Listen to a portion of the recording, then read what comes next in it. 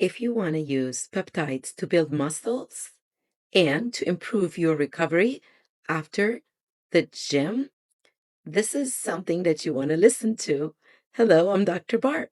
Today I'm going to talk about peptides and give you some information on some of the peptides that we use for muscle building in clinical studies, as well as some peptides that we can use to improve recovery.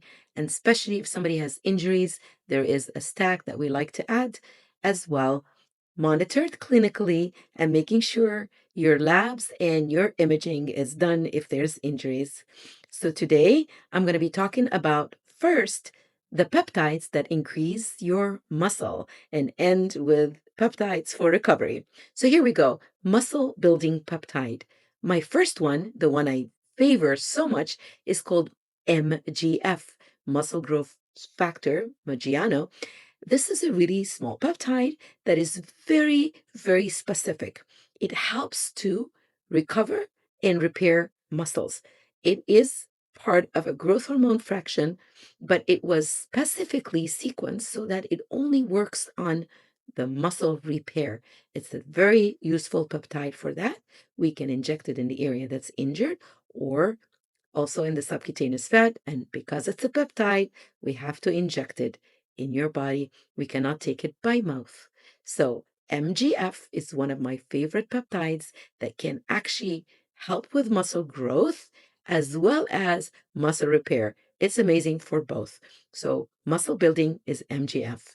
Another muscle building peptide, which is also part of a growth hormone, is IGF LR3, a small fragment as well, a sequence of amino acids that is really useful for building muscles. However, all these peptides, we need to do labs.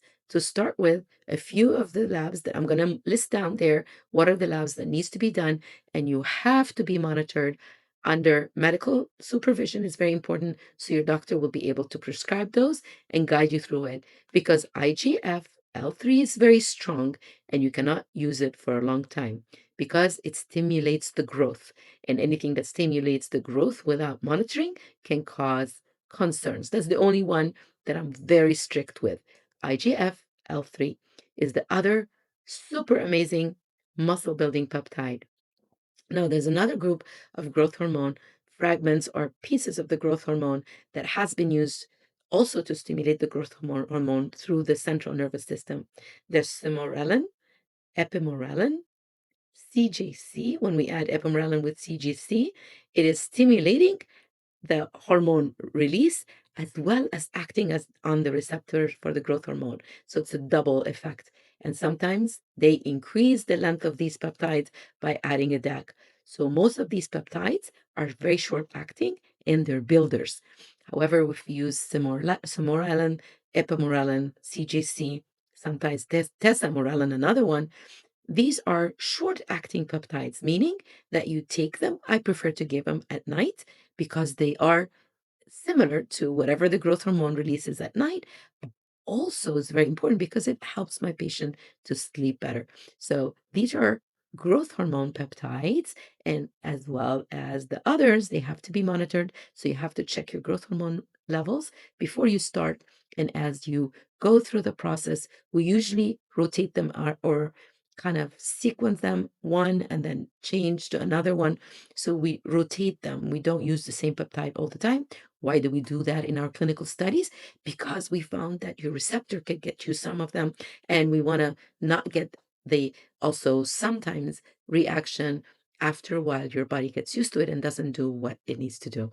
So these are my muscle building peptides, but also the last three that I was talking about, they're building bone. If anybody's bone is weaker, so we find increased bone density, your muscles get bigger, you feel more energy. And not only that, because they're stimulating the central nervous system, they help a little bit with the testosterone release as well. So these are anabolic building peptides, and they're amazing. Now let's talk about recovery peptides for your muscle, bones, tendons. What are the recovery peptides? I know you know this one, BPC 157. The Wolverine, you heard that before. BPC 157 became very popular. The reason is It's an amazing peptide. It's produced through your gut. It's a natural peptide that your gut makes. And it also heals the gut if you take it orally. But if you take it orally, it does not work on your musculoskeletal system, meaning muscle, tendons, bones, and ligaments. It's not a builder for the muscle. However, it helps with recovery. It increases circulation. So for people who are losing muscle, maybe circulation can improve the muscle building. However, it's not a muscle builder. It also helps repair tendon injuries and also ligaments. When somebody has bone injuries, it's very useful for that. So it's also has an amazing anti-inflammatory effect. So when we're injured, we're inflamed. So that can help as well in that process. It's also an injectable if you want to use it for your musculoskeletal system for recovery after your injuries in the gym or, athletic injuries. But also some people use it as they need to recover faster as they age. So BPC 157 is an amazing peptide for that. Sometimes we combine it with TB4, another amazing helper, that thymosin beta, which means it's made through the thymus gland, has an immune effect as well, meaning it builds your immune system. However, because it increases circulation, angiogenesis, that's what we call it, increase the blood supply, the vessels genesis. So that is another important peptide that hand in hand works really very well with BPC 157, TB4. So another recovery peptide that I like and is anti-inflammatory is KPV, another amazing peptide, especially they've tested it, gut healing as well. But most of the injuries with athletic injuries, we find that KPV is an amazing peptide, not mentioned as much, and not many people know about it. Another really amazing peptide that helps with joints, we used to do this with hyaluronic acid injections in the joints, is AOD. So AOD has a great healing and repair effect and recovery.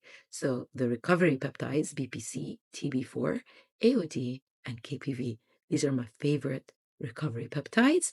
All the peptides are given by injection. All the peptides should be monitored by medical supervision and under clinical studies.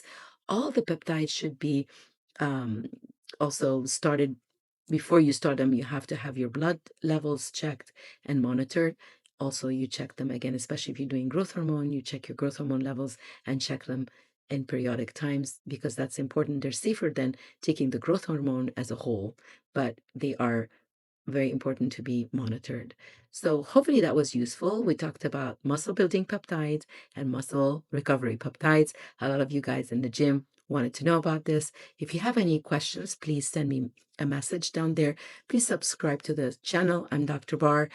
Also, if you want to get my book on peptides, I would love to send you a copy. Please send me a message and I'll send you the link on how to get my copy on peptides, how they were created.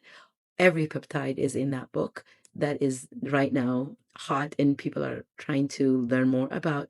Peptides have been used for a long time. And when they say there's not enough research on it, I agree. However, clinical monitoring is very important. And that's why please talk to your doctor or connect with us if you're interested in peptides or want to learn more about them. So thank you so much. Subscribe to my channel. I hope that was helpful and educational.